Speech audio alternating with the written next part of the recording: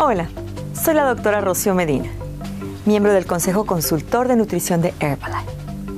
Estoy aquí para hablarle acerca del sistema cardiovascular, su importancia, cómo funciona, los problemas comunes relacionados con su salud y también para darle algunos consejos de cómo mantenerlo saludable y eficiente. A pesar de que cada vez que vamos al doctor nos toman la presión, muy pocas personas saben en realidad lo que significa. ¿Cómo se relaciona esto con su corazón y con su salud cardiovascular? ¿Qué debe de hacer para mantener su presión sanguínea dentro de un rango normal?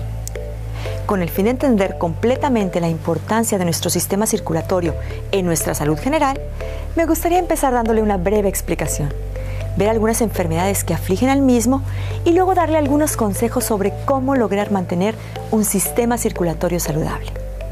Así que si está listo, vamos a empezar. El sistema circulatorio es básicamente un simple círculo que empieza y termina en el corazón. Es un sistema cerrado en el que la sangre no ingresa ni deja el sistema, mientras viaja desde el corazón a varias partes del cuerpo y regresa al corazón nuevamente. El sistema circulatorio está compuesto de 5 partes principales: el corazón, las arterias, que llevan sangre oxigenada fuera del corazón, las venas, que regresan sangre sin oxígeno al corazón, las arteriolas y los vasos capilares, que son estructuras arteriales microscópicas, y las vénulas, que son venas microscópicas. La parte más importante del sistema es el corazón, el cual mueve la sangre a través del sistema.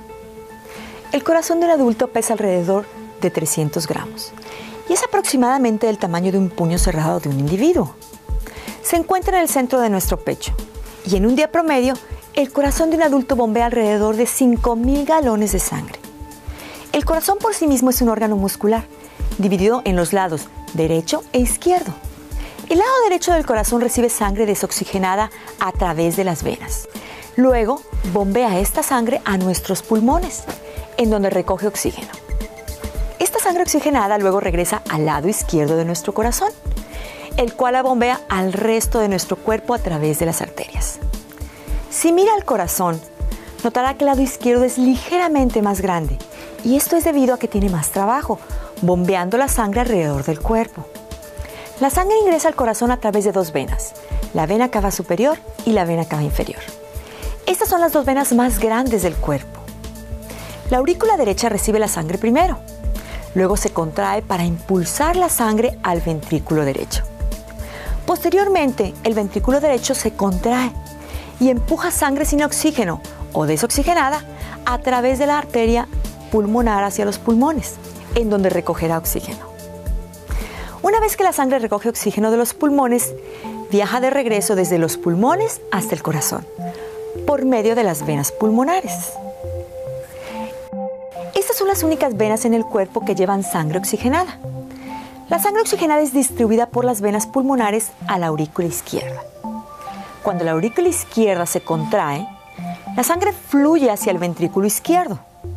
El ventrículo izquierdo es la parte más fuerte y más muscular del corazón, debido a que es el músculo principal del corazón, que debe bombear o empujar con fuerza la sangre a través de todo el cuerpo. Cuando el ventrículo izquierdo se contrae, este hace que la sangre llena de oxígeno u oxigenada fluya hacia la aorta, la arteria principal que deja el corazón, y distribuye la sangre a través del cuerpo.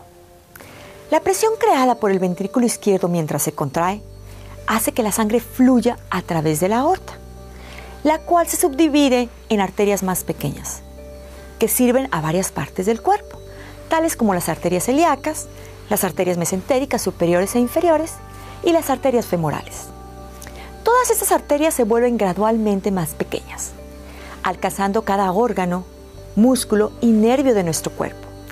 A su vez, estas arterias se ramifican en vasos más pequeños, llamados arteriolas, y en vasos aún más pequeños, llamados capilares. Es en los capilares que la sangre libera el contenido de su oxígeno, el cual es usado por las células para producir energía. A cambio, las células liberan productos residuales, incluyendo el dióxido de carbono y el agua, que son recogidos y llevados por la sangre a través de las vénulas. Una vez que se ha realizado este intercambio de materias, la sangre desoxigenada y repleta de residuo comienza su viaje de regreso al corazón. Desde los capilares la sangre fluye hasta las vénulas. Estas son venas pequeñas que tienen el mismo tamaño que los capilares. Desde las vénulas fluye sangre hasta las venas que la regresan ya sea a la vena cava inferior o a la vena cava superior. Como dije anteriormente, la vena cava inferior y superior regresan la sangre desoxigenada a la aurícula derecha del corazón. Como la sangre desoxigenada regresa al corazón, se une con la vena renal, la cual limpia los riñones de los productos residuales que ocurren como resultado de la actividad celular. Esta limpieza de los riñones se logra a través de las arterias y venas renales. Ahora déjeme hablarle acerca de la presión sanguínea. Como aprendimos hace un momento, el sistema cardiovascular es un sistema cerrado. La sangre que lleva el oxígeno y nutrientes es bombeada alrededor de nuestro cuerpo por nuestro corazón. Como resultado de la acción del bombeo de nuestro corazón y el diámetro y flexibilidad de las arterias que llevan la sangre, nuestra sangre está bajo constante presión. La presión sanguínea es lo que hace que la sangre fluya a través de los vasos. Así como el agua fluye a través de las tuberías, la sangre fluye a través del cuerpo desde las áreas de mayor presión a las áreas de menor presión. La presión sanguínea se mide cuando el corazón se contrae, lo cual se llama sístole, y cuando se relaja, lo cual se llama diástole. Una presión sanguínea sistólica de 120 mililitros de mercurio es considerada una presión sistólica normal, mientras que 80 es considerada una presión sanguínea diastólica normal. En términos comunes, su doctor indicaría esta medida normal como 120/80. Lecturas más altas son diagnosticadas como presión sanguínea alta. La presión sanguínea alta, así como otras enfermedades de las que les voy a hablar, es una condición médica que requiere el diagnóstico y tratamiento de médicos profesionales. La presión sanguínea alta resulta por la tensión de arterias muy pequeñas llamadas arteriolas. Las arteriolas regulan el flujo sanguíneo a través de nuestro cuerpo. Cuando estas arteriolas se tensan o se obstruyen, nuestro corazón tiene que trabajar más duro para bombear la sangre a través de esta área más pequeña y la presión dentro de los vasos aumenta. Las personas con presión sanguínea alta lo manifiestan con dolores de cabeza o de pecho o una sensación de mareo. Es muy importante tratar la presión sanguínea alta, ya que puede afectar a su corazón de la siguiente manera. Endurecimiento de las arterias. La presión sanguínea alta dentro de las arterias puede hacer que los músculos que forman las paredes de las arterias se engruesen. Este engrosamiento de los músculos hará que disminuya el diámetro de las arterias. Hipertrofia cardíaca. La presión sanguínea alta aumenta el trabajo que el corazón debe hacer. Al igual que otro músculo ejercitado fuertemente, el músculo y el corazón crecerán más. Cuanto más grande se vuelve el corazón, menos posibilidades tendrá de mantener un flujo sanguíneo apropiado. Esto causará que usted se sienta débil y cansado, haciendo difícil que se ejercite o realice actividades físicas. Ahora, asumiendo que la presión sanguínea está en la presión sanguínea ideal o casi cerca, existen varias enfermedades que todavía pueden afectar nuestro sistema circulatorio. Veamos rápidamente lo siguiente. La primera condición que quiero cubrir, la cual posiblemente ha escuchado, es la enfermedad vascular periférica. En términos sencillos, la enfermedad vascular periférica o EVP, como se le conoce comúnmente, consiste en la obstrucción de los vasos sanguíneos más distantes del corazón, de las arterias y de las venas periféricas. Las arterias y las venas periféricas llevan la sangre hacia y desde los músculos de nuestros brazos y piernas y a los órganos de nuestra cavidad abdominal. Cuando la EVP afecta solo a las arterias y no las venas, es llamada enfermedad arterial periférica o EAP. Las principales formas que la EVP puede tener incluyen coágulos sanguíneos, inflamación o estrechamiento de los vasos sanguíneos u obstrucción. La EVP puede resultar de una condición conocida como arteriosclerosis, una condición en donde una placa se forma dentro de las arterias. La placa está compuesta de colesterol, grasa, calcio y materia de sangre coagulada llamada fibrina. Cuando se acumula suficiente placa en el interior de una arteria, esta empieza a obstruirse y el flujo sanguíneo se hace más lento o se detiene. Este flujo sanguíneo lento puede causar isquemia, el cual es un término para describir una condición en donde nuestras células del cuerpo no están obteniendo suficiente oxígeno. Las tres principales condiciones isquémicas son: número 1, arterias coronarias obstruidas, aquellas que suministran sangre al corazón. Puede conducir a un ataque al corazón. Número 2, arterias carótidas obstruidas, aquellas que suministran sangre a la cabeza. Pueden provocar un derrame cerebral. Y número 3, arterias periféricas obstruidas. Se encuentran en la parte inferior del cuerpo. Generalmente causan dolor y calambres en las piernas. El fumar, la diabetes, el colesterol alto y la presión sanguínea alta pueden conducir al desarrollo de la placa. Por lo general, cuando un paciente está sufriendo de una arteria o vena obstruida en la parte inferior del cuerpo, habrá dolor en las pantorrillas, muslos o glúteos, dependiendo de dónde se encuentre la obstrucción. La cantidad de dolor que se siente está generalmente en función a la severidad de la obstrucción. En casos severos, los dedos de los pies pueden volverse azulados, los pies pueden estar muy fríos y el pulso en las piernas y los pies puede ser absolutamente difícil de detectar. En casos extremos, algunos de los tejidos pueden incluso morir. Esta enfermedad se llama gangrena y en tales casos la amputación del tejido muerte es generalmente necesaria. Algunas veces los calambres en las piernas se desarrollan cuando una persona camina y el dolor en la pierna generalmente empeora con la actividad creciente.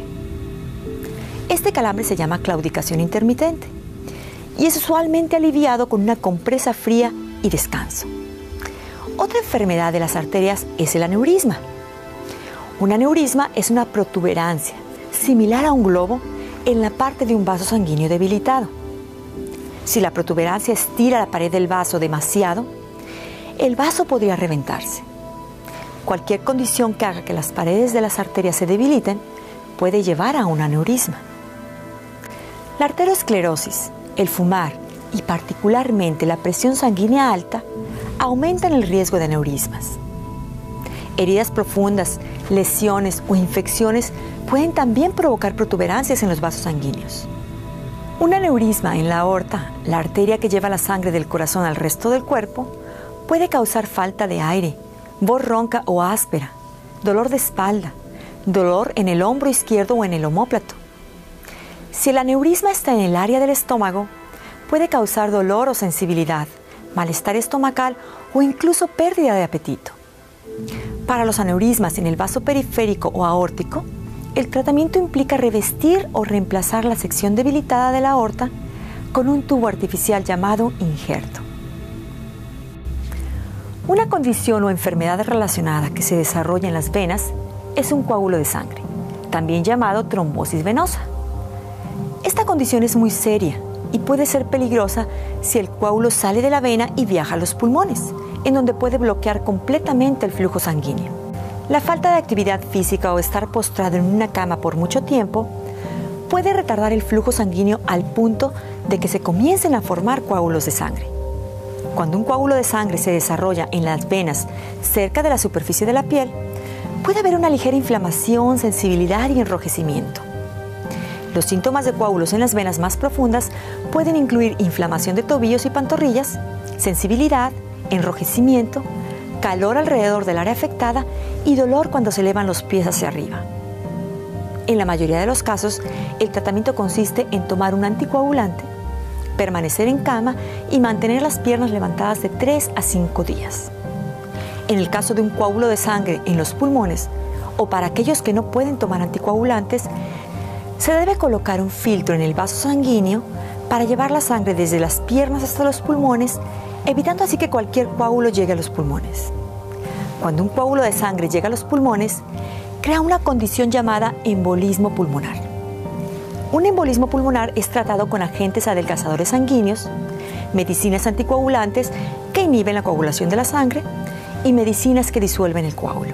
En algunos casos puede necesitarse cirugía para retirar el coágulo. Los embolismos pulmonares son extremadamente peligrosos porque no presentan síntomas y pueden causar la muerte repentina.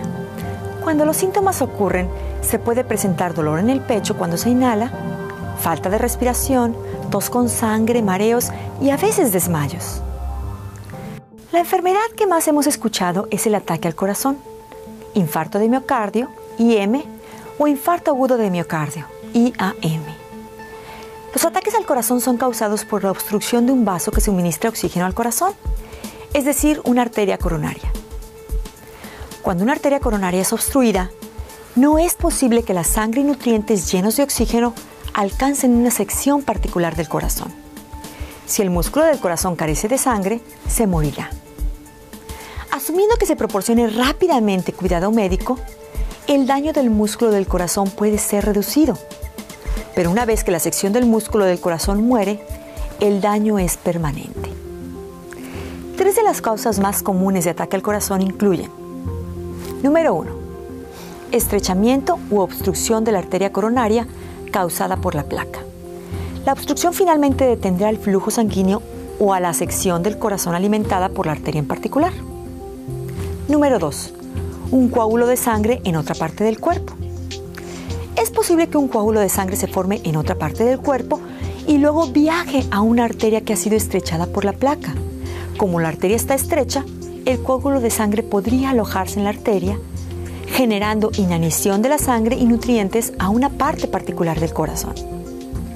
Número 3, un coágulo que se forma en el lugar de la placa suave, en el interior de una arteria. Cuando el interior de una arteria está cubierta por una placa, es probable que la placa se quiebre y sangre. Esta placa, la cual tiene una cobertura delgada, es llamada placa vulnerable. Cuando la placa vulnerable se rompe, esta puede formar un coágulo de sangre. El coágulo crece tanto que bloqueará el flujo sanguíneo a la sección del músculo del corazón alimentado por la arteria.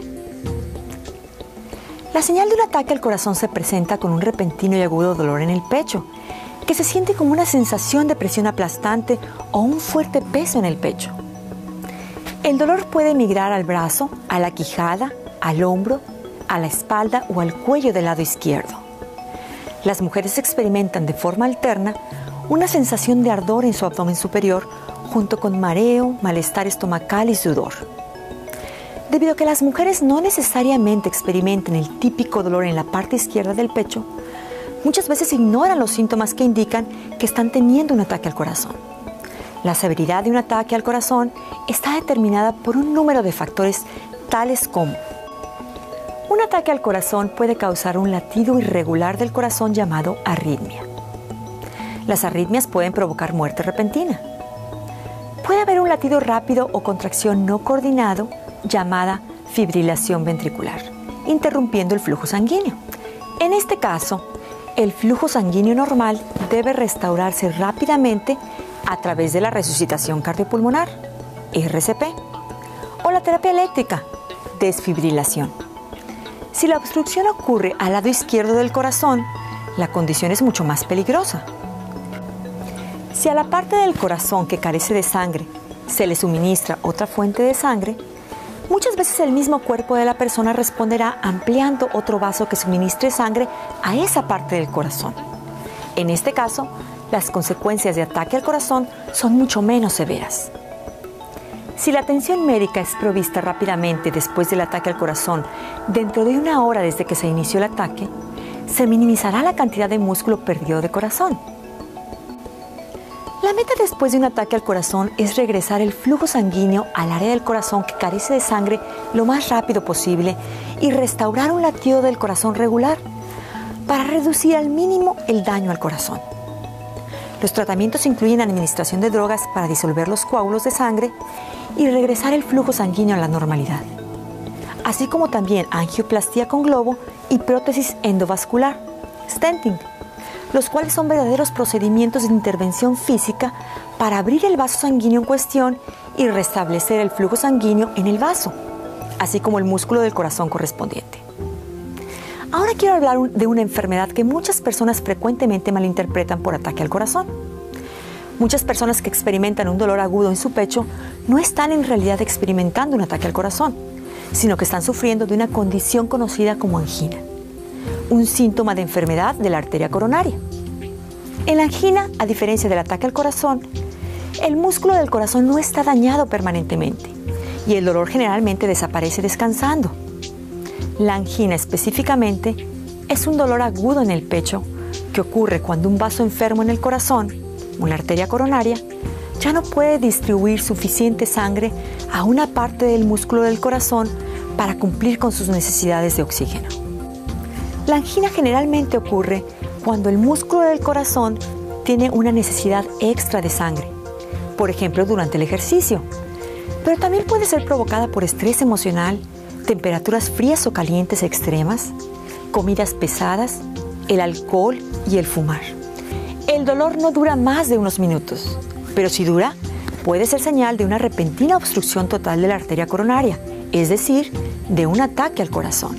El tratamiento más común de la angina es un cambio de estilo de vida y medicina. El programa de ejercicio debe ser aprobado por un doctor y se deben controlar los factores de riesgo, tales como la arteriosclerosis, la presión sanguínea alta, el fumar y el exceso de peso. Comer saludablemente, no fumar, limitar la ingesta de alcohol y evitar el estrés son generalmente parte del régimen prescrito en respuesta a los ataques de la angina. La medicina más usada para la angina es la nitroglicerina. Funciona casi instantáneamente ampliando los vasos sanguíneos, lo cual mejora el flujo sanguíneo y permite que más sangre llena de oxígeno llegue al músculo del corazón. Otras medicinas usadas para controlar la angina típica son los beta bloqueadores y bloqueadores de los canales de calcio, que reducen las necesidades de oxígeno del corazón, disminuyendo el ritmo cardíaco o la presión sanguínea. La última enfermedad que me gustaría cubrir es el derrame cerebral.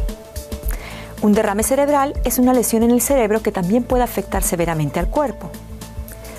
Un derrame ocurre cuando hay una interrupción en la circulación de la sangre en una parte del cerebro o cuando hay sangrado dentro o alrededor del cerebro. Debido a su constante y crítica función, las células del cerebro necesitan un constante suministro de oxígeno. Cuando la sangre deja de pasar por una parte del cerebro, el oxígeno suministrado en esas áreas se interrumpe, una condición llamada isquemia. Sin oxígeno, las células cerebrales se mueren rápidamente. Cuanto más tiempo el cerebro se encuentre sin sangre, más severo será el daño.